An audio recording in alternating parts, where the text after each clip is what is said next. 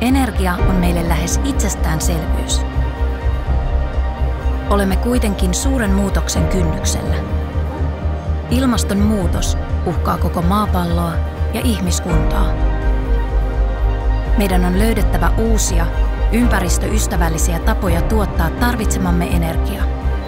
Vaikka asian eteen on tehty jo paljon, työtä on jatkettava. Ratkaisut näihin kysymyksiin eivät synny itsestään. Tarvitaan uusia innovaatioita, uudenlaista ajattelua ja uusia tekijöitä. Kaipaamme joukkoomme osaajia kaikenlaisilla taustoilla. Erilaiset näkökulmat rakentavat yhdessä tulevaisuuden energia-alaa. Merkityksellistä työtä riittää aina koodarista kaivinkoneen kuljettajaan. Maailman tärkein ala tarvitsee sinua.